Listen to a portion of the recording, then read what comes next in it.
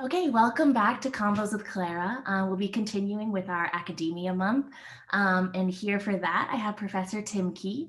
Professor Timke is an instructor at Duke University in both the Cultural Anthropology and Innovation and Entrepreneurship departments. I recently took Professor Timke's Advertising and Society course. We learned a lot about what advertising has looked like throughout time and around the world. And one of the things I appreciated most about that course was that everything was addressed intersectionally, with an understanding that most social constructs in this world cannot exist without, consideration for others. And I think you don't find that a lot in classes that talk about things that could also be applied in the corporate world, such as advertising. So that was pretty cool for me to see.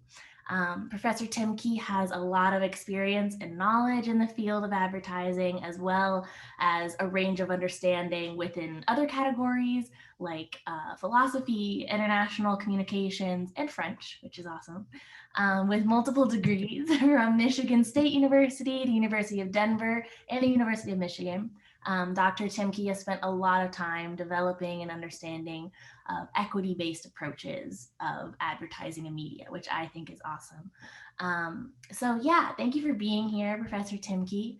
I guess I just want to start out with having you tell us a bit about like where you're from, your background, what life was like growing up for you, just to sort of set a bit of a foundation, if that's all right. Sure. Well, first, thanks for having me, Clara. And I really love the opportunity to talk with you. So I grew up in a very small town in rural Wisconsin. If folks are familiar with the shape of Wisconsin, it looks like a mitten, although a little bit smaller than Michigan in terms of a mitten. But I grew up on the thumb that sticks out into Lake Michigan. And it was a very rural place, not very diverse. Interestingly, when the school I went to really did want to, expose, kids, to different parts of the world, different, walks of life and different perspectives. But sometimes that approach wasn't always the best. So I grew up with a disability, and sometimes I was, told to go on a stage and tell people, what is it like to be disabled? So it's kind of, on the one hand, it was great to share my experiences, but on the other, kind of that approach to inclusion was a little jarring, but it kind of did get me interested in diversity and how it feeds into, just who we are and what drives us. So I had parents or grandparents who they were, they were the first generation that lived in the US. So their parents came over from Sweden, and they always said, get out as fast as you can, explore the world, and then eventually come back. So that's what led me to go to college at Michigan State across the lake. I needed a big lake between me and where I grew up, although I love where I grew up, but I wanted to go out and explore. And the more I took courses in international relations, the more I got interested in communication. And communication is quite broad. I got more and more interested in public relations and advertising. And then over time, eventually, this is the shortened version of my life. I went to grad school where I got my PhD at the University of Michigan, and I focused a lot more on advertising. So I think growing up in a place that wasn't very diverse, being interested in cultural differences and embracing that really led me to, wanting to understand advertising communication around the world, but also how it can better reach different groups of people in a fair, equitable, and inclusive way. Awesome. Yeah, that makes sense. I guess I wonder, from your interest in international relations, how did the dot connect to advertising for you from there? Like, what was, I guess, that Yeah, realization point that you could do that work in advertising? that's a very good question. So as an undergraduate, when I studied international relations, it wasn't really advertising that I got into. It was more how different groups of people communicate with one another. So I was really interested in the cultural side of international relations. So I learned like, international politics, economics, and technology, which is incredibly important.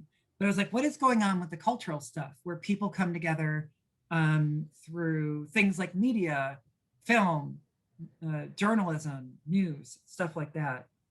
I taught English in a French high school after I graduated from undergrad. And I used a lot of media in that. I actually brought in advertising into that. And then when I got my master's degree in international intercultural communication, there was a lot of focus on strategic communication, which is related to advertising, but not necessarily the same thing. And so eventually, when I went to get my PhD, I well, because I taught English in France, and then I also studied French as an undergrad. I was really curious when I got my PhD, how are US and French relations shaped by media? And the more I dug at that, the more I saw advertising being a central place in that. So, and even further, women represented. So I noticed as I was looking at how France was represented in American media after World War II, a lot of French women were represented. And a lot of it was through fashion, through, like things like perfumes and colognes, but also travel. And so for me, a lot of the imaginary of how the US and France saw each other was through commercial messages like advertising and branding. And so that just kind of just happened. I didn't necessarily seek that out. Yeah. And then I just kept digging more and more and more, and it kind of took off from there. Okay. Yeah. I've always thought it was so cool that, the way in which you study advertising isn't like through a corporate lens. Like I never really knew that advertising could be something academic. Did you ever feel, Yeah. I guess, a push or a pull towards corporate advertising during your time in school or anything? Or has it always just sort of been like, no, I want to go the academic advertising route? That's a good question. So, in the study of media and communication, there, at least a long time ago, there was kind of this giant schism that happened in the study of, media broadly defined, where on the one hand, there was kind of an administrative school that said, we are going to research this to make it more effective, more efficient. And that often got picked up by business. And then there was a side that said, hey, we really need to understand what is media, things like advertising, how do they impact society and culture? And so my training, I learned both sort of sides of that. I tended more toward the academic side, but I do recognize the importance of, making advertising or media more effective, but you can do that from a critical perspective. Right. So like you can make something more efficient, but also make it more inclusive, make it more, concerned about how identities and communities are shaped. So at the University of Michigan, it's very much a critical side, not the administrative side, but I saw the benefits of engaging in conversations with the administrative side. And that's where I'm an editor of an academic journal where we try to bridge those perspectives. Because if you kind of keep that division, there are multiple, there are different perspectives on both sides of that. If you don't come together and talk about it, you're not going to make advertising more ethical and fair. And then you're also, when you critique it, if you don't understand the realities of how the business runs, you just kind of off in the ivory tower saying all these things that might be void of reality. So I think you definitely need to create those bridges. They work together. Yeah. Yeah. So also why teaching specifically? Why did you decide to take I guess what you learned in your study of advertising and then teach it to others, and what has been most rewarding about that for you? Yeah, for me, I think, well, there's sort of a hidden thing. I don't know. A lot of teachers might not say this. I think in terms of teaching any topic, I learn along with students. So even though I have this, background where I've read all these histories and different perspectives on advertising, what I really enjoy is that when I bring that to the classroom, students bring different perspectives and ways of looking at it. So for me, I think every semester is different. So even though some of the topics are the same or some of the assignments might be similar, I find that for me, it's very rewarding to hear what students have to say and what they think about these things.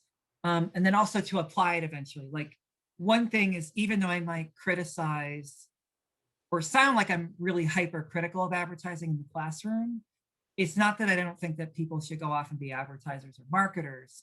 I just want them to kind of come to the business with sort of a critical thinking, like not kind of taking everything on its face value, and be ready to challenge and push the boundaries of what can be done. So I get really excited when I hear from students who've graduated, gone off into advertising and marketing, and say, yeah, that weird thing you talked about with like peddlers selling stuff on the on the side, like the side of the road, or knocking on people's doors, like that actually came back in a conversation that we had in the office about kind of like modern day peddlers. And so I get excited when I can see like history and critical theory and critical thinking get seen as valued when folks get into the workplace.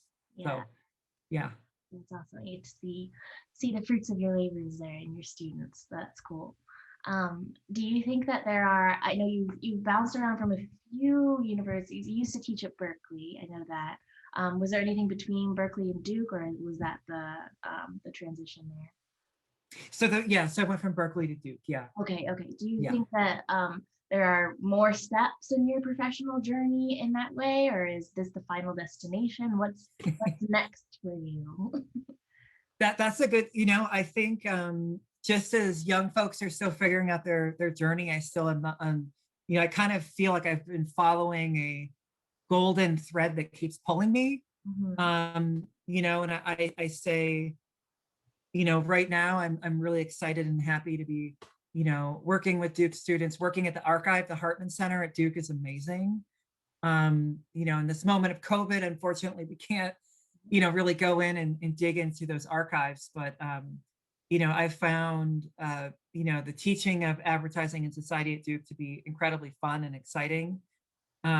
So I think where the next steps go, it's more kind of like I'm working on a book project that talks about spoofs or parodies of advertising. So I think it's more kind of like, where is my next intellectual journey going to take me? So so I'm still figuring things out. So I know that young people are like, they're figuring out their lives. So I'm still doing the same thing. Yeah, that's a huge perk of being a professor. So I hear is that, you can teach, but then you can also do like all of your research and writing on the side. So I guess your career can grow in that way too, which is awesome. Yeah. So one last question for you. How do you hope that the work that we just talked about that you do outside of teaching, how do you hope that that work impacts others? Or how do you hope that, the editing you do and the books that you're writing, what is your goal for the people who end up reading those things? Yeah, for me, it's just thinking critically about the place of media and advertising in everyday life, because it has a significant impact on how people see themselves, how others see other people, how communities are shaped. And, it goes back to that issue of diversity and inclusion. And so for many years, and still to this day, I mean, we still have a long way to go, but I mean, in the past, I mean, there's been not a lot of diversity and inclusion in the media. And I think the more that we sit back and think about, what do these industries do? How do they make me feel about myself? How do they make me feel and think about other people? The more that we can, overcome the challenges that have been put in place by these industries, but also see how these industries can make change. Yeah. So I have optimism that there will be changes, that things will become more inclusive and diverse. I think especially as younger folks like you take over the world and do really good things, do more good things, and to make that change. And so that's what I hope that, some of my, my work can do a little bit of that, to help others realize that they can be the change too. So I just wish we had more time in the day to do more. Definitely get that. Yeah. Well, thank you for joining me, Professor Timke, and thank you for inspiring me. Your class is a huge part of why I wanted to do this. So Thank you for being there. I really appreciate this. Thank you for having me. And I think that you will be taking over the world soon, and I look forward to all the good things that you're going to be doing.